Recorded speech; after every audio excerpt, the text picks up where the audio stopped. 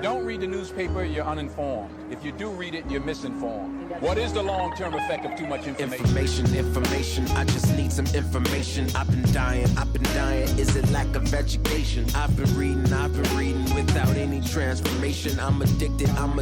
Is it overstimulation? Hey. Welcome to the Sixth Sense Report.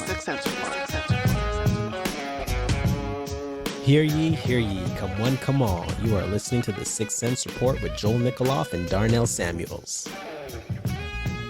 Yo, man, do you think I can get away with skipping Valentine's Day this year? Probably not. Well, actually, it depends. It depends on how you guys approach it. I'm not allowed to do anything. Oh yeah, that's right. Oh my gosh, I totally forgot. Well, yeah, you just got to be creative, I guess, and you got the kids there with no babysitters, with with no ability to go out. I don't know. Like, can't you like just pump them up with sugar and hopefully when they crash, when they crash, then you guys have it all to yourself. Oh man, no. Our strategy for putting kids to bed is well, my daughter's. It doesn't work, but after about like even like as early as like 6:30, if I drive around in the car, my kid's out cold. My son is done. So sometimes it's like 7:30 and we're like, okay, he doesn't really seem tired at all. It's gonna be a rough night trying to put him to bed. Okay, who's going for a drive? So yeah, I might be pulling out a non-essential drive on Sunday night to put my kid to bed. Not really going anywhere, just driving around the block, Mm-hmm, mm-hmm. Well, today we are talking about what's love got to do with it. What's love when you don't even read your devotions? That's a CHH remix right there. So today we're talking about what's love got to do with it. Love in light of Valentine's Day being this Sunday, and the economics and theology of love. So the things we're going to be talking about. So obviously the it in this title is not the normal it. Oh yeah. No, so it's economics and theology and really breaking it down to its finer points. Well, I'm talking about marriage as opposed to the other it. Oh, well, the original song, well, right? Tina Turner, was abused by Ike Turner. So I don't know if she's talking about the beatings, she used to endure under his hands. I don't know if it's like, what's love got to do with you beating me? I don't know if that was the context. Was there a subliminal message? Based on the movie What's Love Got to Do with It with Angela Bassett, ain't nothing subliminal about that butt whooping he used to give her. She was bruised up, man. But there's a couple times she fought back, man. Tina Turner's a G, man. Have you ever seen What's Love Got to Do with It? No. I mean, oh my gosh, man. Lawrence Fishburne's. Oh my gosh, you hate him after that movie, man. You hate him after that. What'd you say, anime? If I'm looking at just the song, though, it might take me in a different direction. But anyways, we're talking about marriage and the economics of it. And love. Which, for the listener, hearing the economics of marriage, like, they're probably going to think, they're probably thinking, like, this is going to be whack. No. We're gonna apply it. We're going to make sure that this, as R&B singers say, this one's for the ladies. Yeah, I hope maybe we'll show a little bit of our sensitive sides, but no, just being real and maybe applying a little bit of our economic principles, but in a way that is not, financial or calculated, but rather incentives. Mm-hmm, mm-hmm, mm-hmm. So the key points we're gonna hit, and we're gonna talk about the economics of marriage, and analysis of marriage in as a market, and then we're gonna look at under that point we have marriage as a firm. Then we're gonna look at love and marriage, and then the second half we're gonna look at altruism and what is altruism? How does it work in a relationship? And then we're going to look at under, as a subheading under altruism, we're looking at giving gifts and what's the economics of being in a relationship and giving gifts. Yeah. And there's one more. And then we're going to look at why do people, ever give gifts as money, and the welfare aspect of the relationship. Okay, so to start, we basically were looking at an article or a chapter from David Friedman's book. And so he's talking about marriage. David Friedman is the son of Milton Friedman and Rose Friedman. So his mom and dad are economists, and he grew up to be one. Yeah, he's I would almost call him a hybrid of like Austrians and Chicago. Yeah, because he went to Chicago school. If you guys don't know who Milton Friedman is, free to choose. YouTube that guy, man. He's legit. Isn't he a Nobel Prize winner? I mean, I believe so. I think you're right, but so. I also, don't really follow sort of some of those.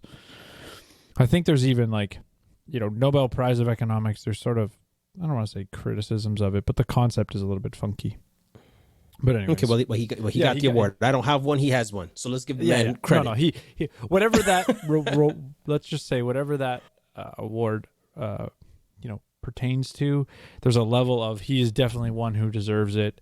And there are other guys like Friedrich Hayek and others that I think there's lots of interesting economics out there and it's good to be recognized when you have positive contributions. And Milton Friedman, Free to Choose, and all of his content really, I think in terms of translating to society at the time, he was, very profound and also like pervasive. Just because the era too, right? That would have been the beginning of, I'll just say, let's say color TV was sort of his era of having an audience. So, but yeah, we'll have a link to David Friedman's website with this book or this particular chapter. But his book, Price Theory, I think you can get it in HTML format. And chapter 21, the economics of love and marriage, is sort of a launch pad for this. If anyone out there is an economics nerd and wants to sort of dig through some of his economics arguments, you might find it interesting. Yeah, or if you're a lady out there and your marriage or your relationship's on the rocks, you could also check it out too. I don't know what the frig is going on. All right, so let's get started. Yeah, all jokes aside, like this is applicable stuff. So without further ado, let's jump into it. All right, so he has these points what marriage is and why it exists, and so he says that marriage as a firm, one way of looking at marriage is as a rather odd sort of package deal, an exchange in which the two parties agree to share income, housing, sexual favors, and a collection of productive activities such as cooking meals, cleaning house, washing dishes, and rearing children. Seen from this standpoint, the motivation for marriage is in part the existence of economies of scale in production. It is easier to cook one meal for two people than two meals each for one person. And in part, the advantage of division of labor, a marriage is simply a particular kind of two-person firm. So obviously he's being very like methodical in his definition, but I think it's something that is actually missing in many people's perspective of marriage. Right? There's almost like too much of the feels and not enough of the practical side of or as our brother Rayford Johnson would say, the likies. He uses a term, but he goes on to say, but a firm is not the only way of taking advantage of the division of labor. there is the alternative of the market. Most of us take advantage of the comparative advantage of the butcher, the baker, the brewer, but we do not have to marry them to get our dinner.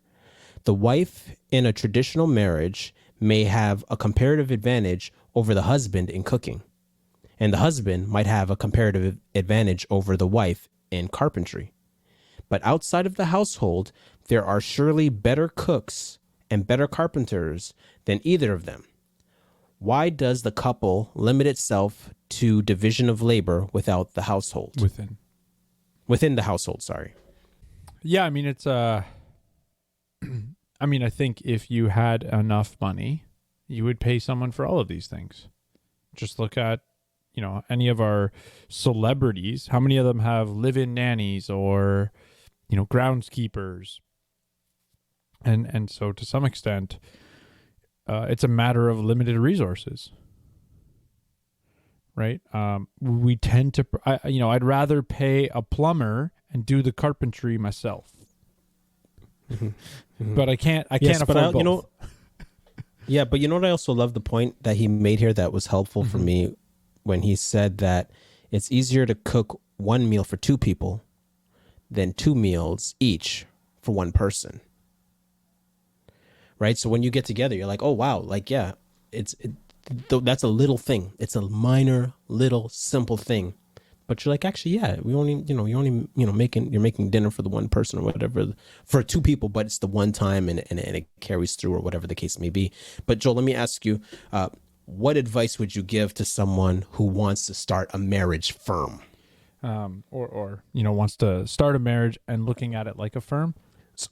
But sorry, Joel, because can you define what a firm is? Because this is the first, I remember when hearing it in class for the first time, and I was just like, what the heck's a firm? And the teacher taught the whole class, and I had no idea what he was talking about. I mean, and I thought a lawyer firm. I was just like, why does he keep using the word firm? So how would you define I firm? think as much as a lawyer firm is, maybe peculiar, because we think of like these, firm is probably used more of like professional organizations, accounting firm, lawyers firm, right? Like I think it's just a, almost like a colloquial term or colloquial use of the term. But I mean, you could almost replace if you start looking at, from a legal perspective, the idea of a partnership. Well, what's the difference between a partnership and a firm? Well, nothing really.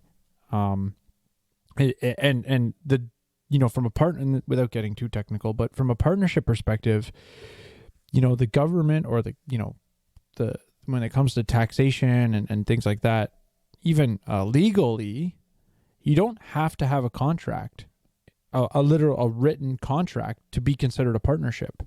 The concept that underlies all of it from a partnership perspective is sort of a joint venture towards profit, right? So you could have a verbal agreement, you could have a nonverbal understanding in terms of a partnership, right? If you're both pursuing profit, meaning you're both risking for the reward, from a legal perspective, not one of you can run away and be like, no, I earned all this money, right? So you're saying, sorry, go ahead. So you're saying like, so marriage is somewhat like of a business transaction. Well, just the partnership concept, right? So if you think of a firm, more so just people working collectively. The reason why a lawyer or accounting firm works is because you have multiple owners.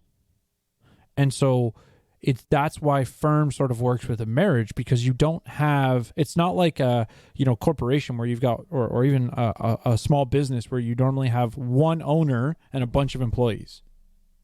So the idea of firm as opposed to company, and that's why I use the term partnership, because really it's a joint pursuit. Okay, so what advice would you give somebody who wants to start a marriage? So, one, I think a marriage firm. Yeah, having looking at your marriage like it's a joint life venture, I think is actually really valuable. Now, so I don't suggest getting down on one knee and asking someone to join you in your marriage firm. It's probably not going to go over well. unless you've had some conversations along this line before and you're sort of making a joke. But I think, go back to what I said about before. How many people enter into marriage based on the feels, right? They're sort of caught up in emotions, and they haven't really thought about, okay, I want to enter in a life journey with somebody, right? As opposed to, well, this relationship feels good right now. And so I think there's a number of things that you could sort of ask the questions about yourself to say, what type of person do I want to marry? Or what is the kind of person that will help me achieve the family goals that I have? And I say family, not, whether that's kids or not is not my point. I'm just saying, like, as a collective, whether it's 2 of you or 10 of you, what do you want to achieve with somebody else? And finding somebody else that has a similar trajectory and that now the 2 of you can navigate together, as opposed to being pulled in opposite directions. The example that comes to my mind is, like, if one of you wants to be a missionary and the other, or travel the world or do something that hinders the ability to have a family, you obviously need to be pursuing a marriage with somebody who has similar life goals or life trajectory. What about you? Darnell, what is this marriage as a firm? How does that change maybe the way you'd give someone advice about looking towards marriage? Yeah. Kind of like that old saying, love doesn't pay the bills. And as we get older, we realize, like, there's a lot more that goes into making a relationship go the long haul than just love and emotions.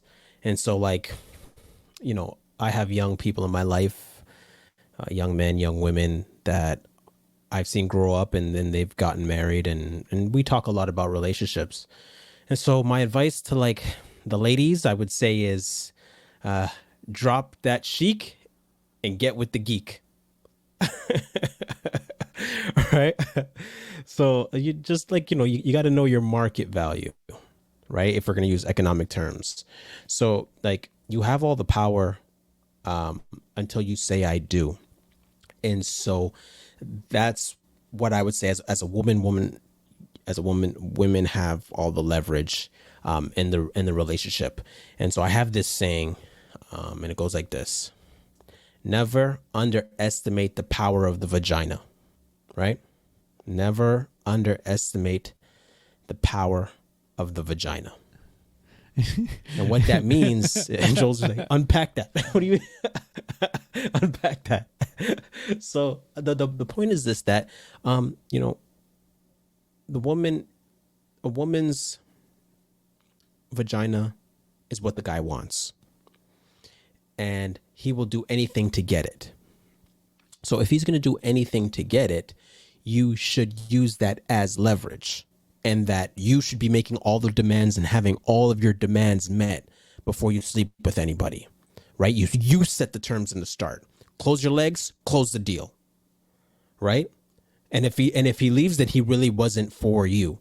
But as a woman, know that you have all the leverage, and men will do the most just to get to that point, or even to the point of marriage. So you kind of have to measure him.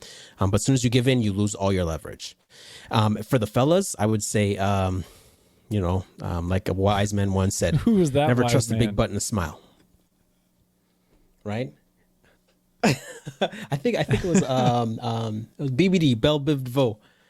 Never trust a big butt and a smile. She might not be poison, but she might not be helpful. And so, like, intelligence is key. Intelligent women, guys, seek intelligent women. Now, if you're a dummy and you wouldn't know an intelligent woman if she corrected your homework, then you should be asking for help.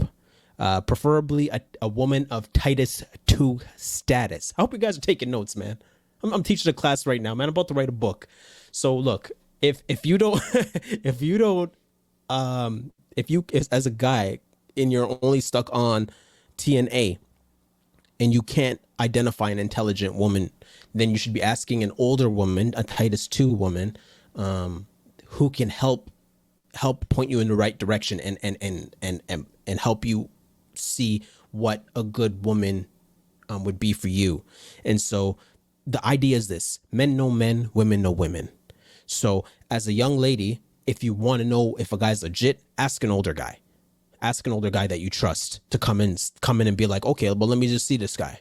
Okay, no, he's an idiot. And as a guy, like, you don't ask your guys about a girl. Men don't know women. You got to go ask a woman about a woman. Right. And the last thing I would say is just marry early. Build wealth together, not apart. Like that whole division of labor. I thought that was an excellent point that David Friedman makes, that you don't build, and everybody, so many young people are running around saying, oh yeah, I'm going to get my stuff together, then I'm going to get married. I'm like, but you're going to be broke. And even then, there is no incentive for you to build that wealth. But once you become one, then you can create that division of labor, and then you can start pooling your resources and creating wealth faster. I always say this, that your life doesn't begin until you get married. That's just my personal experience. My life didn't begin till I got married, meaning that I didn't start doing actual adult things and thinking like an adult until I had the pressure of having somebody with me to. I think the division of labor. I think it's easy potentially for people to misunderstand or misinterpret what that's really getting at. So like you made the example about cooking, right? Like, oh, 2 meals, but apply the same thing to rent, right? So 2 incomes paying 1 rent, even if you have like, yes, I only rent a room. Joe. Okay. Are you paying, $700 a month? Well, yes. Maybe you could, and again, maybe the numbers don't apply to where you live in Toronto, whatever. The point's still valid. So yeah, one person pays $700 a month of rent, but 2 people pay $1,000, right? You have 2 internet bills, 1 internet bill, right? So all of the thing, there's that side, and then you could get a deal, and you could get like a phone deal, right? Or something. Like there's all these aspects of you can live more efficiently in community, and relationship, and I think that we haven't even gotten to sort of the value of marriage, and we can get there in a second, because like, someone could take what I said and, well, like, I just live with my girlfriend. Okay, different conversation, right? But we'll sort of touch on that in a second. But the other side of it goes back to what I was saying about thinking about who you're going to marry. And division of labor, I think you also need to understand, what are your skills, and what are the skills of the person. You want the skills of the other person generally to complement what you have, meaning where you're weak, they're strong. Where they're weak, you're strong.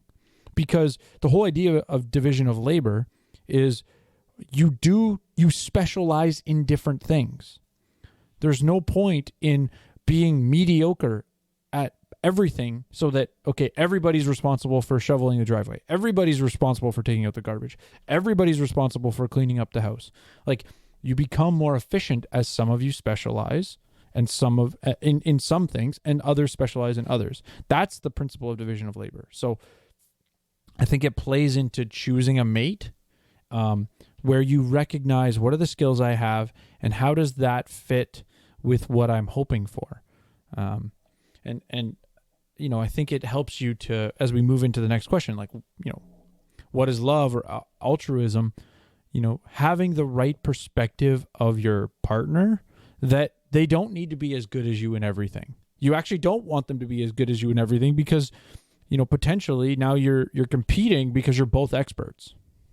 Okay. And so now the next section is love and marriage. And he says, it may seem odd to ask why we marry someone we love, instead of marrying someone whose tastes agree with and whose skills complement our own, and then conducting our respective love lives on the side.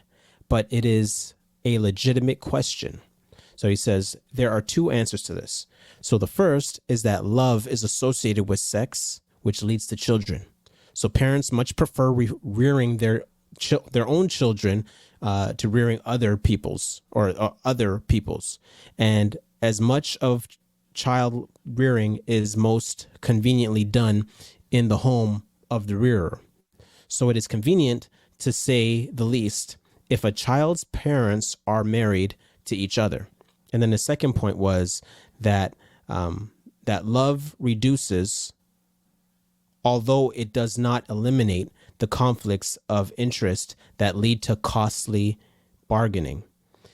If I love my wife, her happiness is one of the main things determining mine. We therefore have a common interest in making her happy. If she also loves me, we also have a common interest in making me happy. Yeah, I think it's the way that I've sort of always thought about the second, what he says there about, the common interests. I always thought of as a husband, it is, there's an aspect where I'm responsible to put my wife's needs above my wants and vice versa, right? She should put my needs above her wants. And that's an aspect of, I would say, applying what he said here, right? Like her happiness is important to me. And so I want to make sure her needs are met before I fill my wants.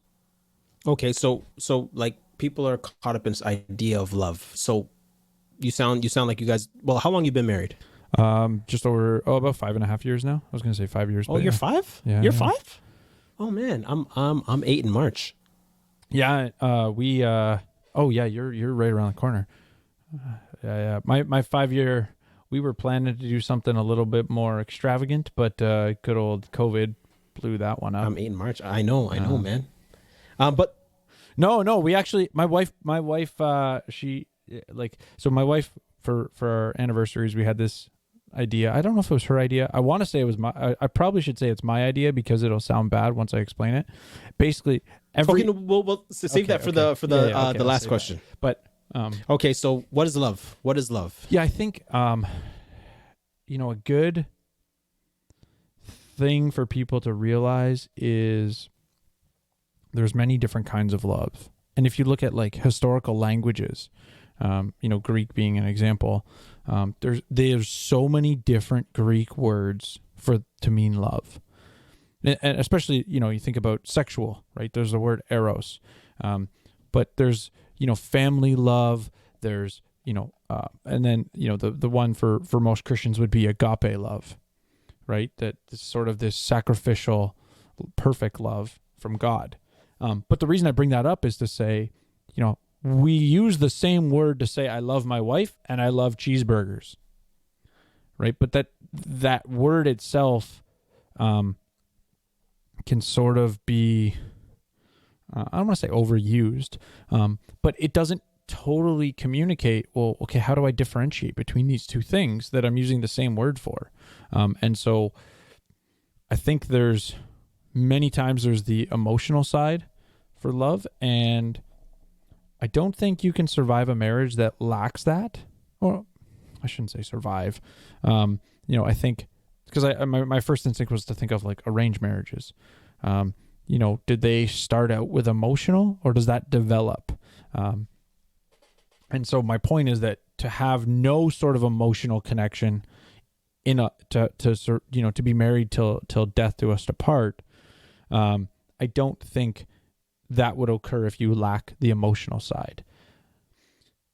But I think in a marriage, love is as much a choice most of the time as it's going to be the feels or emotionally satisfying. Yeah, the likies. The likies. Shelter Rafer. And the reason I say that is like, there's times that I don't, go back to what I said about before with regards to my needs and my wants and my wife's needs, right? There's times that I don't like the interaction we're having, right? I might not like her in the moment.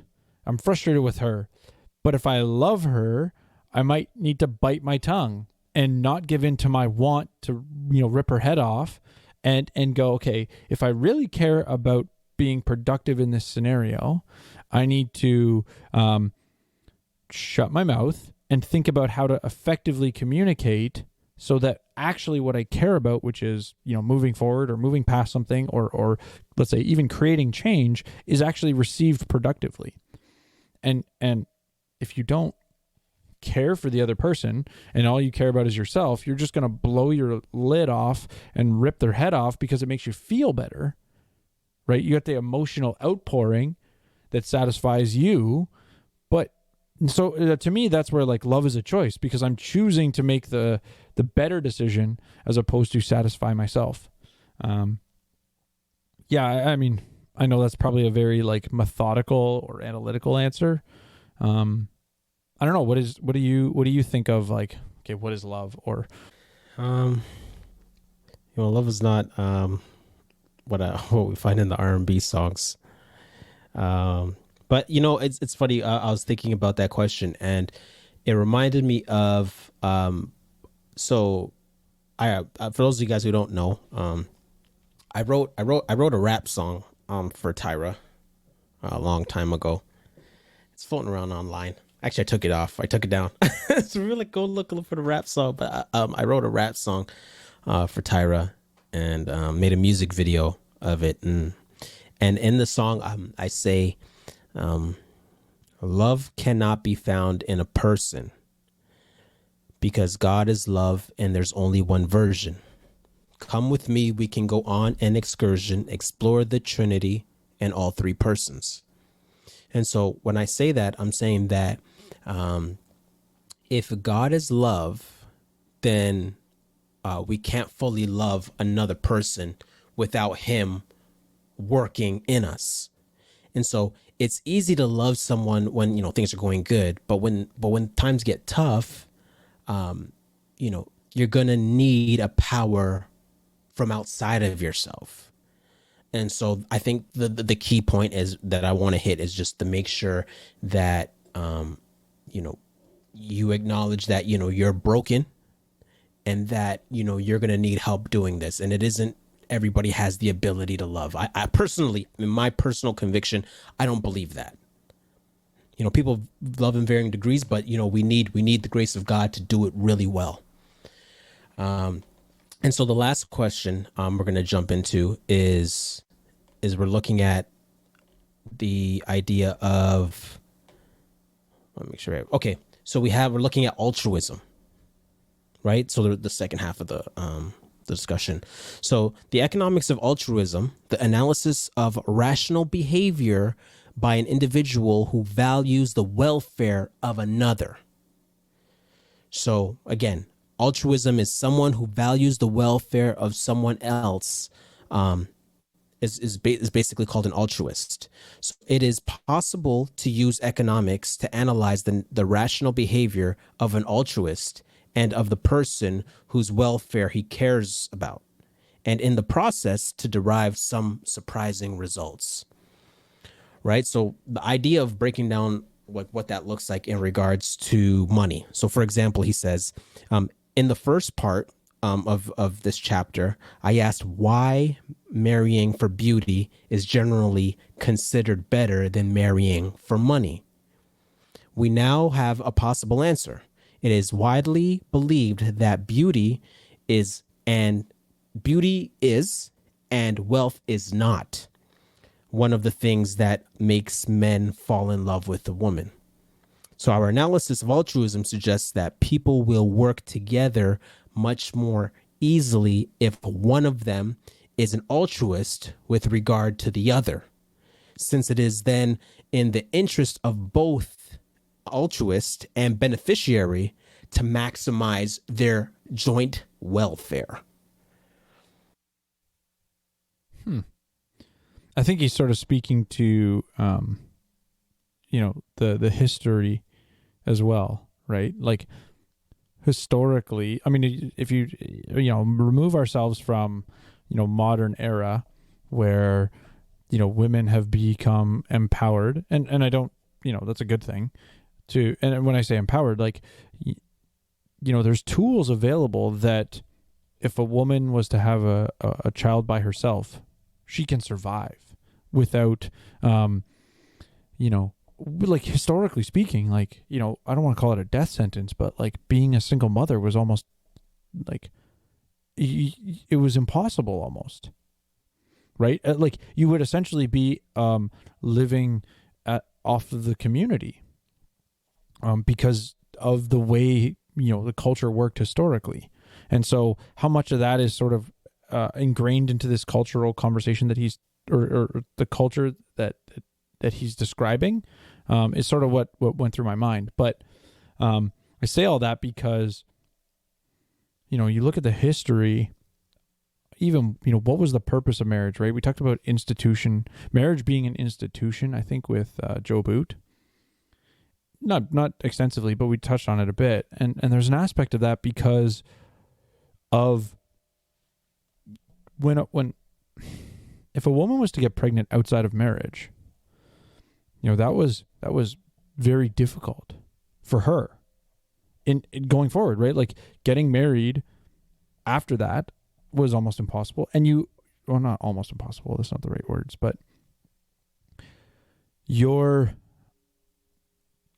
almost unable to provide for yourself for a period of time when it's, the end of the pregnancy / breastfeeding or, rearing a child that's awake and asleep every 2 hours, right? Like, let's just say that 5-month span, even, you are dependent on others. And having the security of someone committed to your welfare is what marriage provides. Right? So now I know that this person's marriage being the covenant, being the commitment that if I'm going to have a child as a woman, if a woman's going to have a child, there's someone committed to both their welfare and the baby's welfare when they're unable to provide for themselves. And I use, 5 months as like the shortest time span where physically they're unable to do anything else. And so I think of that, legacy through human history, that in today's world we've through economies of scale, through division of labor, through a number of things, the ability to step outside of that scenario has been realized. But there's so much legacy there that I wonder how much of that is, I don't want to say cultural, but, how much does that play into this quote that he's talking about for men? Wealth isn't, in general, obviously it's not perfect, nothing's 100%, but wealth is not something that causes men to fall in love with women. I just found that a very, a keen observation, but also a peculiar one that is worthy of evaluating. I mean, some people would, if I wanted to be I want to steel man some of the opposition, they would say that's because of the patriarchy and women were oppressed by men. And that's sort of why I went down the 5-month conversation, because that to me doesn't fit the narrative of the inability for anything else with the way, we survived through history. So I know that's total rabbit trail. But I think altruism and even the idea of someone who values the welfare of someone else, right? The reason I went down that road a bit too was because this, comment or this, part of the chapter that you summarized almost hints that only, or I don't want to say only, but it's altruism is only one side of the relationship, right? It's one person's a beneficiary and one person's the altruist, and I don't think that's a fair, because he says maximize their joint welfare. Well, let me ask you this: are you on welfare, Joel? No. No, but the reason I was going, so you're would you say you're the altruist or the beneficiary? Well, okay, so I would say I have, and this is where I was actually going to go with it, because exactly what you're saying, right? So my wife doesn't work right now. She's about at the stage to get back to work. The question is when, where, why, how, and COVID sort of blows that blew that conversation up to say what's going on. But the reason I'm wanted to go down that road is because we look at welfare and beneficiary in just his quote almost looks at it in purely monetary perspective. And yes, I know you need money to do things, but you know, I'm a beneficiary from a number of things from my wife. Right? Like her, you know, daily upbringing of our children is a benefit to me. So you are on welfare. Right? There are get off welfare, Joel, you lazy bum. The marriage. But this goes back to specialization Division of labor. or division of labor. I'm a right? bum. I'm a beneficiary of I'm a bum. I'm a beneficiary of her labor, and she's a beneficiary of my labor. Right? And some of that has money associated to it, and some of it doesn't. And that's where I was, that's why I sort of dug through the whole, like I went, sort of way back into the altruist sort of cultural, because I think there's so much more that if you really look at the reciprocal nature of a marriage relationship, right? If I want to have children and I have to go to work every day, I have to receive the benefit of someone else taking care of my child. Otherwise, I no longer have a child. Like, if I don't, and this is where what I was sort of saying about like being a single parent or a single mother, right? It was exceptionally hard to do because I can't provide, like, I said it on the show before, for the last thousands of years, up until the last 100 years, like 95% of the population lived on a sustenance level, meaning they had to provide for themselves to eat today. How do you do that when you have to keep a child alive at the same time? Like, you're going to walk the field with a baby on your back? Maybe. But how much work can you get done in that context as opposed to, having two free hands, let's say? So, I mean, what are your thoughts on altruism and do you receive welfare in your marriage? Oh my gosh, do I receive welfare? I would say that I'll put it this way: being on welfare makes me want to get off welfare, right? But there are things Tyra is better than me at, and that that I benefit from. Namely, like the first thing is her hospitality.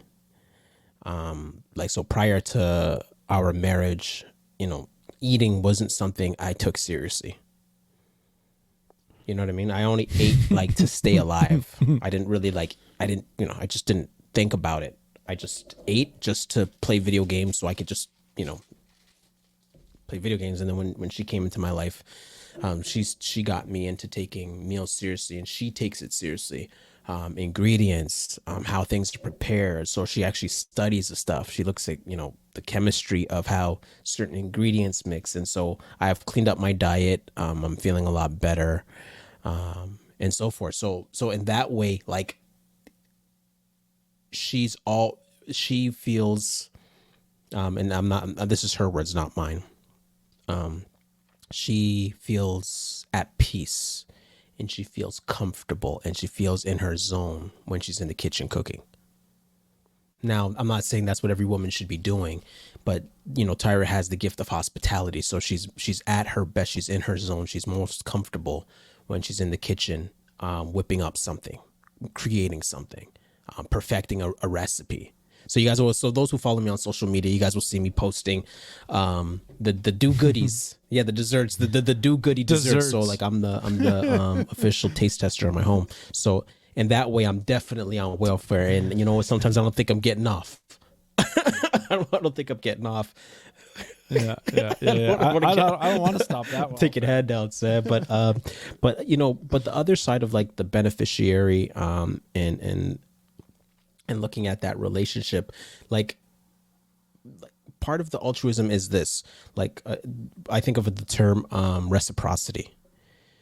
And so with reciprocity, we like people that like us, right? We like people that like us. So you know that example where you know when you're in school and you know there's this girl that you see every day and you're like whatever. You don't even notice her. You don't even really care. And then, you know, all of a sudden, you know, her girlfriend comes up to you and says, yo, so-and-so likes you. And all of a sudden, you know, she's looking good to you. Like, oh, well, oh, okay. Wow. She's a lot prettier than I remember. So, but the reason why she looks prettier is because she likes you, and the reverse is the same for girls as well. You know, you don't really notice the guy until the guy, you know, thinks a lot of you, and it's a humbling thing when somebody likes you. Like, we never really take that, we never slow down and think about what an honor it is. And I look at it this way: what an honor it is for someone to be taken with you, or as they say in England, someone to you know, fancy you, right? Because, you know, our whole life, who's the number one person who fancies us for the guys? Who's the number one person who fancies us? Our mom. Our mom, right? That's the only woman who's ever thought of us as attractive and loves us. You know what I mean? So to think that there is another woman or another female out there that thinks highly of you, finds you attractive, you know, before she goes to bed, she thinks about you. You know what I mean? Like that's an amazing feeling to think that somebody thinks that highly of you, that they would think about you before they go to bed. Same thing for the ladies, right? It's an honoring thing. Now, sometimes some of us might get used to the, used to the attention, and then you're not really humble, and you become very arrogant. But looking at that exchange, there's definitely, in my personal opinion, there's always going to be somebody on welfare in the relationship. Sometimes it's both in certain aspects, but definitely, I would say, and this is just my opinion, I think that between the man and the woman, I think that the woman should be on welfare. I think the woman should be on welfare. If I'm going to follow this train of thought, and that the man should be because he calls her into the relationship, assuming he calls her into her. And usually, from experience and from talking to my guys behind the scenes, men usually take care of the things they pursue. They usually take care of the women they pursue. So if they took the initiative to come and talk to you, then they're going to make the effort to maintain that relationship. If she approaches him, then the conversations are always, so what are we? What are we going to be? I feel like the relationship is becoming stale. Those kind of conversations, you already know what it is. You messed up. So when guys, kind of like that book, that relationship book, He's Just Not Interested, which is an amazing book. He hit the nail, the guy who was on Oprah. I forgot his name, but he wrote the book. He's Just Not Interested. And girls are always overthinking. Oh, why didn't he call me? Oh, why is he doing this? Oh, why hasn't he introduced me to his mom? Oh, why? Well, the guy says, oh, he's just not that interested. Guys are very straightforward. They're very simple. We're very simple beings. It's very cut and dry. We already have our mind made up whether we're going to marry you or not. Right? But guys aren't going to burn bridges. We don't do that. That's just not good business. And so I say all that to say that, play your cards right, ladies, fellas, play your cards right. And just make sure that, you're coming out of this business transaction on top, right? As much as you have, the likeys, you have to kind of still look at this, as a business transaction. Well, and just to reiterate, when you say business transaction, if we go back to so many times we talk about the idea of mutually beneficial exchange, right? Like, it's not that one person's getting the short end of the stick, and the example you gave about, okay, generally the woman should be the one on welfare. I mean, again, go back to what I was saying about child rearing with, the concept of being off work for maternity, right? Like, that just defaults as to, excuse me, for part of your life, that's essentially a necessity. Now, for the woman who doesn't want that, well, then, you have to find a compatible partner who has the same life trajectory.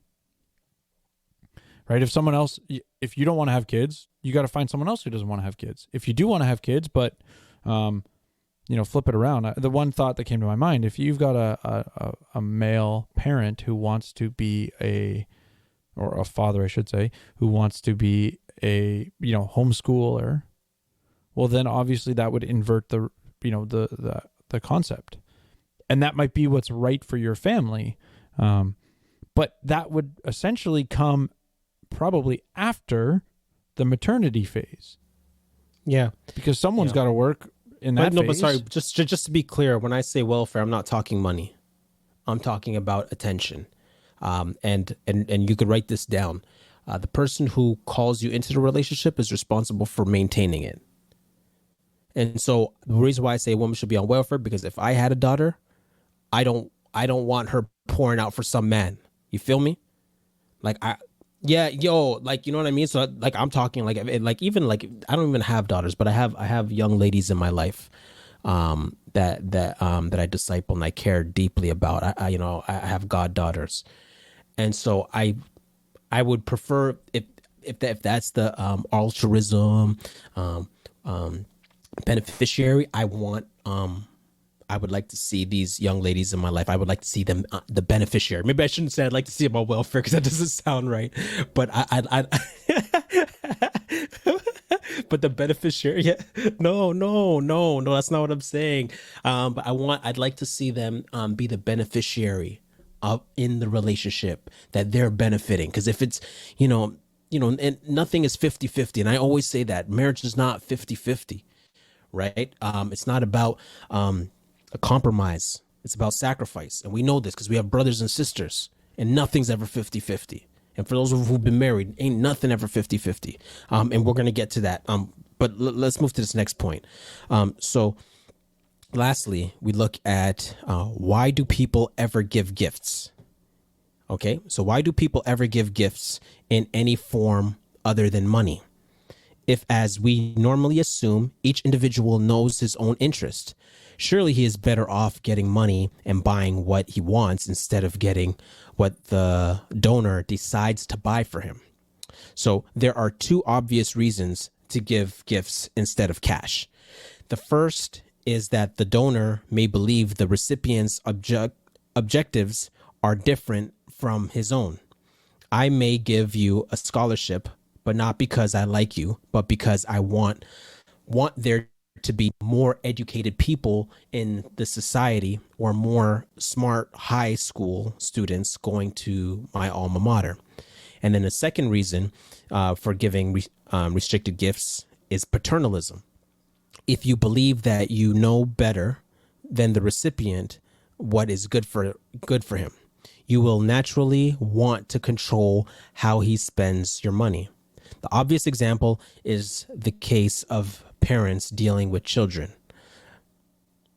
right? Or a second reason to give food stamps instead of money may be the belief that some of the poor should spend money on food, but if given a choice, will spend it on whiskey instead. But let me ask you this, Joel. What is the best gift you ever got, Jenna? So, I mean, I would think there's a couple thoughts I have. The first is probably, the ring. And part of the reason is because I went all out in the sense of planned a long night. I had this surprise candle, or it was the "Will You Marry Me" was written in candles in my parents' backyard. And so I I went all out, put in a lot of effort. And so basically I would say it's gone downhill from there. But outside of that, I do have this so I sent Jenna a text in anticipation because I knew you were going to ask me this question. And I asked her, I was like, what's the best gift I've given you? And her answer is exactly, I really like her answer. She jokingly was like the ring. But then I have this quote that I heard. I remember I think I've put it in the show notes before. It's from this movie.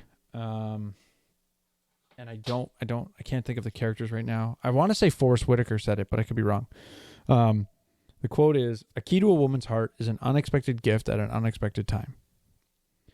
And so Jenna's answer was like basically showing up with stuff that she likes when she doesn't expect it. Whether that's, coming home with tea and cookies from Tim's when she's not expecting me to. I'll say the biggest way that I practice that sort of unexpected gift at unexpected times is like I try to bring her flowers not on special occasions. So just randomly driving home one day, I'm going to pick up flowers. And I would say I almost like, Valentine's Day, I generally don't try to go get flowers. One, just, I don't know. I'll buy them a week beforehand. So she wasn't expecting them. So yeah, I mean, and the funny thing is in her response, she was like, she basically said, when you buy me things I'm not expecting. And whether, even if it's like an actual Christmas gift, but she wasn't expecting that gift. That it tells her that I know her, that I care, as opposed to, and this is where like, I think you were, the first point you were like, the reason to give a gift instead of cash, but flip that around from a perspective of receiving, right? I generally would prefer cash because the other person doesn't know what's best for me. I know what's best for me. And this is actually an economics principle. I remember in school, you learn this idea of like gift in kind versus gift in cash. And generally speaking, a gift in cash will result in greater, we use this term, utility, but that's because the person gets to allocate the resources to their needs. The problem is sometimes their needs is a bottle of whiskey. And, the second point, paternalism says, okay, if I'm going to give you money, I want to make sure it's not wasted on something that I don't agree with. But coming back around, like, so by giving Jenna a gift that she actually appreciates, I sort of circumvent this principle of gift in kind and gift in cash because there's something more than the gift that she's receiving. Right? There's the relational development, the feeling of being loved that, let's say, gift in kind and gift in cash doesn't quite comprehend, because it's those models are more like in the second scenario where it's like government giving money to people or welfare. What about you? What's the best gift? So it's funny because Tyra told me the other day, we don't celebrate Valentine's Day. But I have bought her stuff for Valentine's Day, so I always tell her we don't celebrate it, but I still do sometimes. But she said to me the other day that she likes getting cards from me, and when we first met, she told me she doesn't like cards because cards are just. She just for her whole life she's never liked cards, but she just reminded me. She had to remind me, which is pretty bad. She says, "You know what, Darnell? I like receiving cards from you because they're funny and they're creative, and I really look forward to them." And I was just like, "Oh, okay." I was like, "Wow, I didn't think she really cared. Like she really liked them." So, I'm thankful that that my wife is like low maintenance. And so she's okay. Now, just for the listener, in little insider info, do you buy a card and be really intentional about the card you buy, or is it that you write in the card? Well, the joke is what I do is because my mind is very critical. I'm very analytic, and I just exegete everything. And so I'll buy like Christian cards with Bible verses in it. And then I'll notice that the Bible verse is out of context. So I'll just totally like exegete it. I'll just cross it out, find the correct context, write it out, and then start like parsing verbs and then like things aren't said right or certain jokes. So like I totally like cross things out and just totally rewrite the card and remake the card. Yeah. So she always finds. Yeah, no, that's like, so funny. there's this. So yeah, no, that's dope. Cause like, I think Well, no, but that's just how my brain works. She finds your cards more valuable because she's gaining insight into you. You're like showing some of, like, you're also portraying some skills. You're probably edifying her with your exegesis of the word. And so just as an experience, you're sort of hacking a card.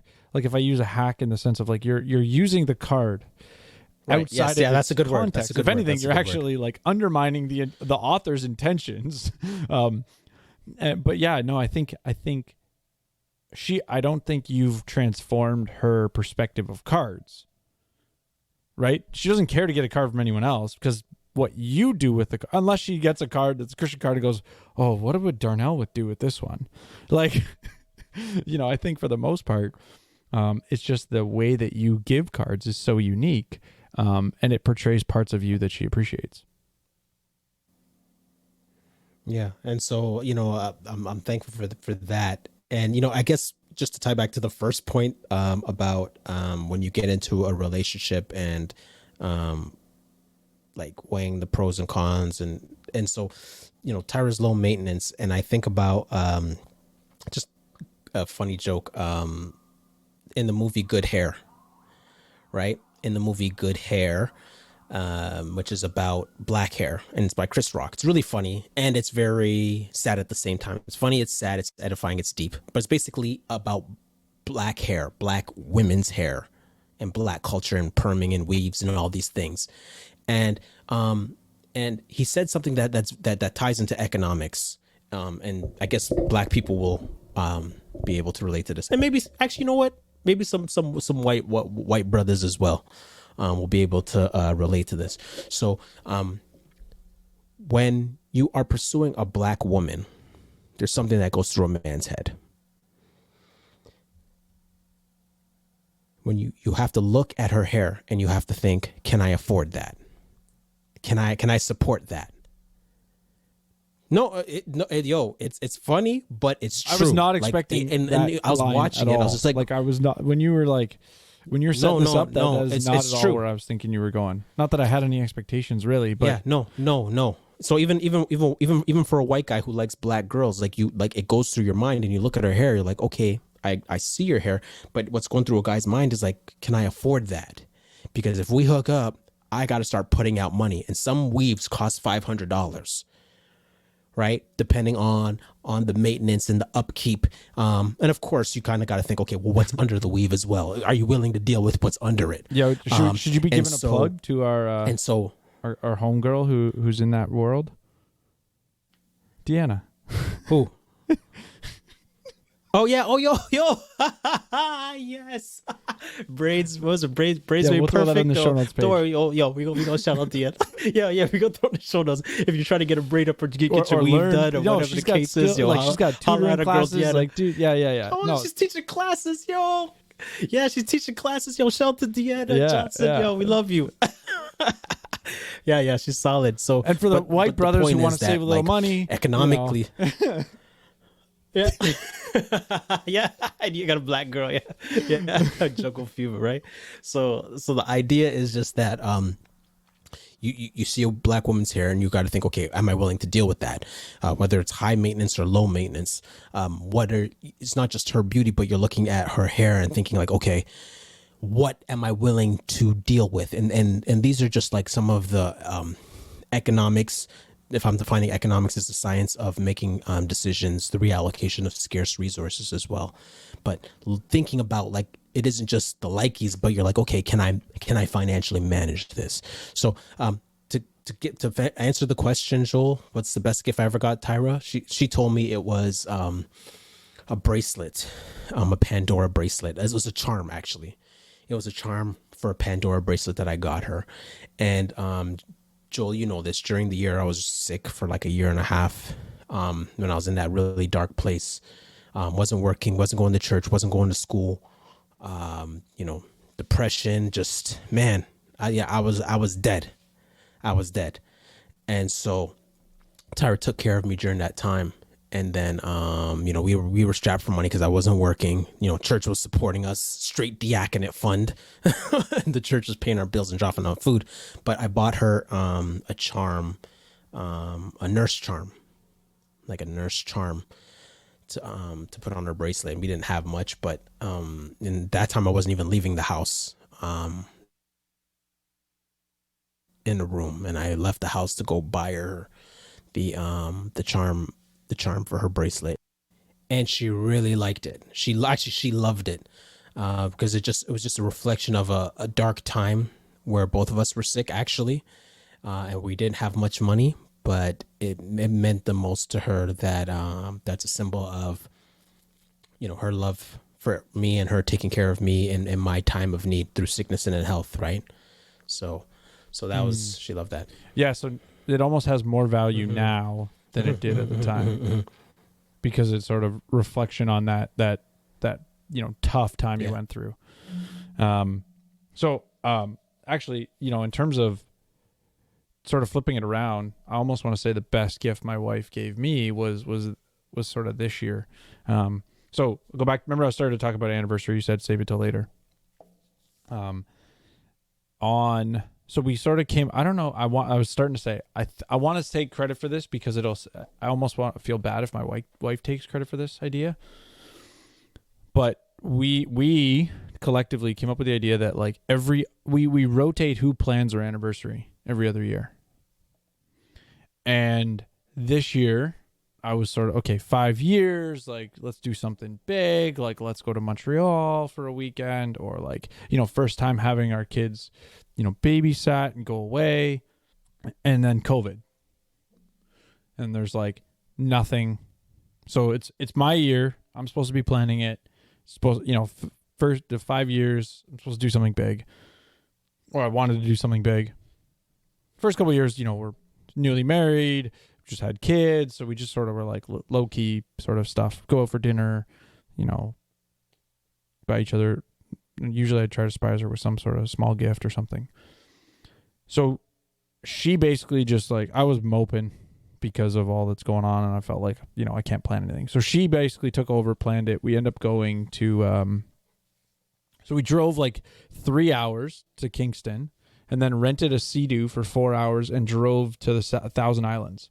So basically spent like 4 hours on the water on a Sea-Doo driving, which, I mean, it was so much fun. I thoroughly, you know, and the reason I was like, it's the best gift was more so like the state of mind I was in and all that was going on. I just like, I didn't want to deal with it, right? Like I was just like so disappointed that what I wanted to do, I couldn't do.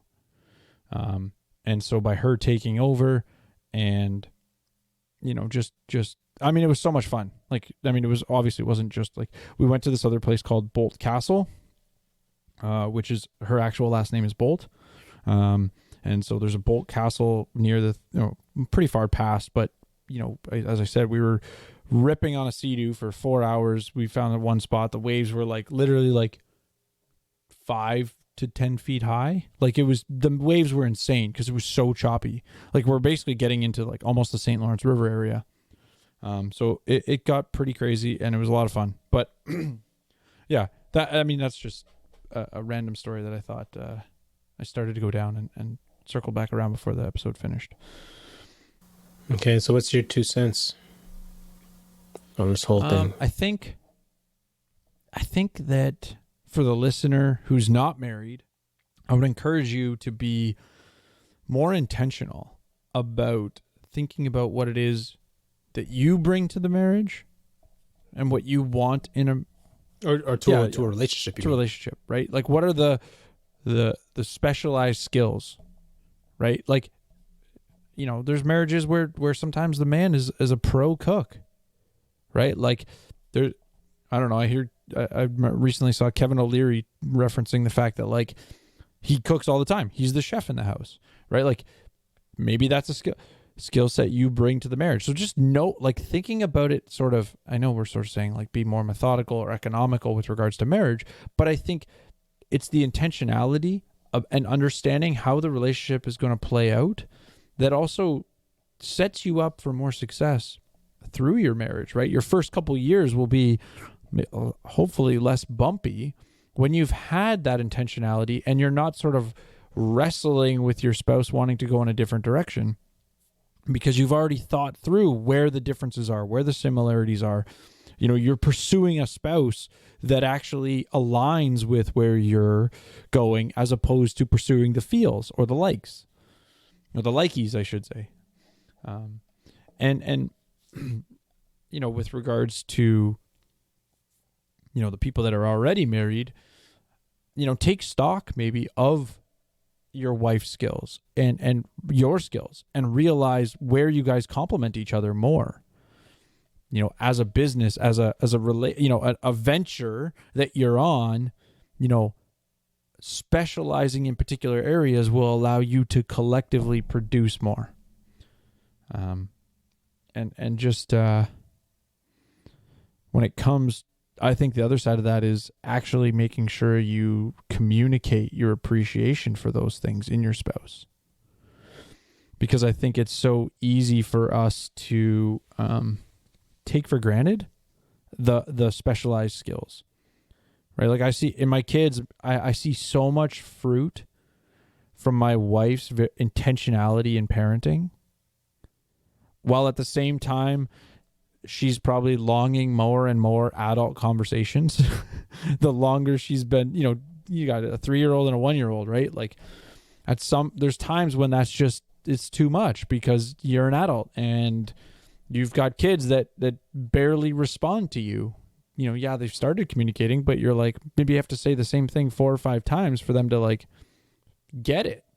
And so, communicating your appreciation for that specialized skill or special, division of labor that your significant other has actually taken on, I think is something that, even from, like I say this, as myself, like I need to always be more intentional in that regard. Because if you think about it from your own perspective, who doesn't like getting compliments? Who doesn't like getting, comments of appreciation? Could you always receive them more? Okay, then you probably could always give them more too.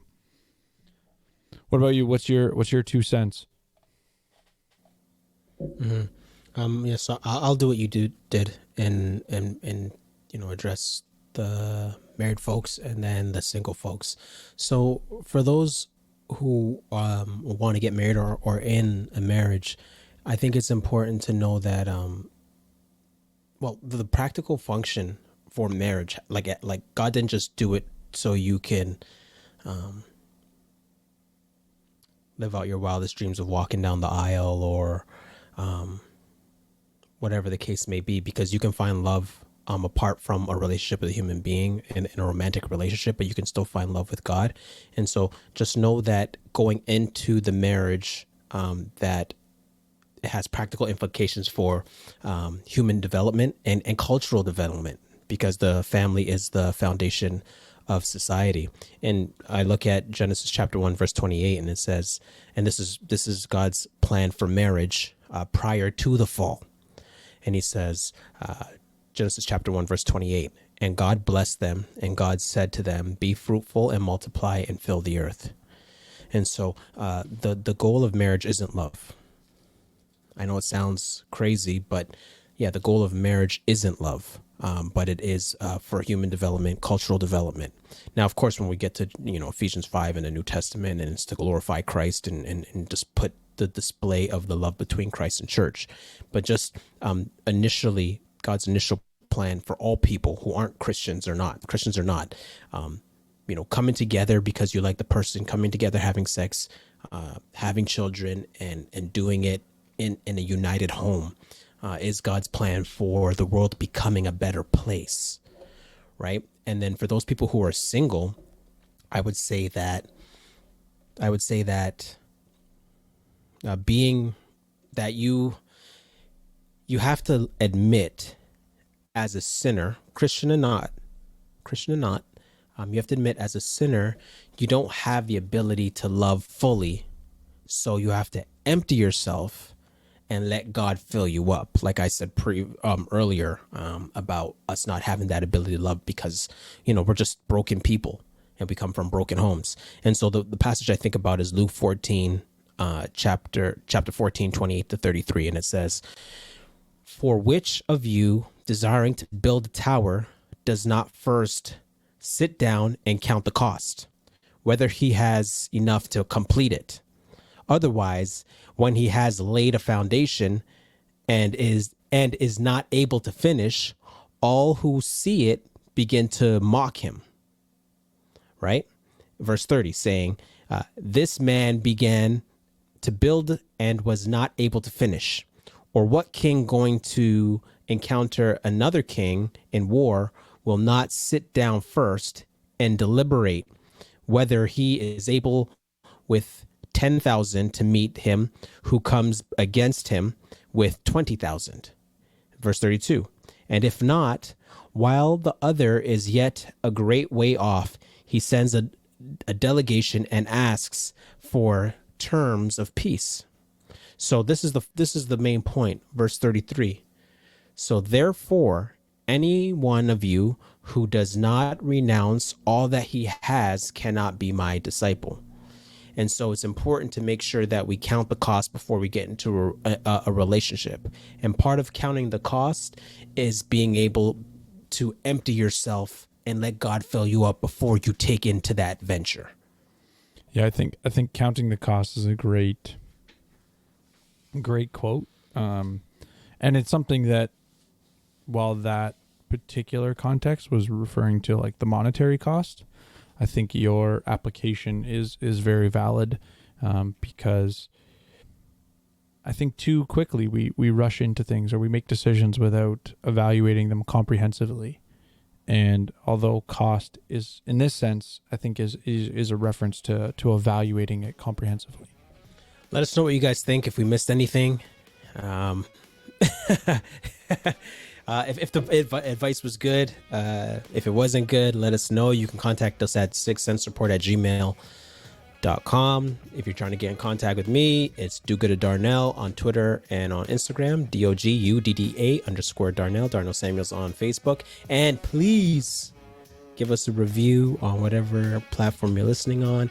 If you are not a subscriber, but you're a casual listener, can you please subscribe? Yeah, and I'm TJoelN39 everywhere, Facebook, Twitter, Instagram.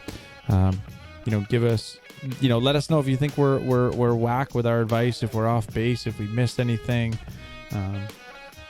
Shout out to a listener who gave us feedback on I think it was the last episode on Podbean. We definitely appreciate that. Appreciate it. So, and sorry, I'm just looking up the name of the. Obviously, it's a username, but still. Yeah. But you know who you are. Yeah. So thank you. And yeah, let us know what you guys think. And 6 cents makes change. But you heard me? Does that make sense?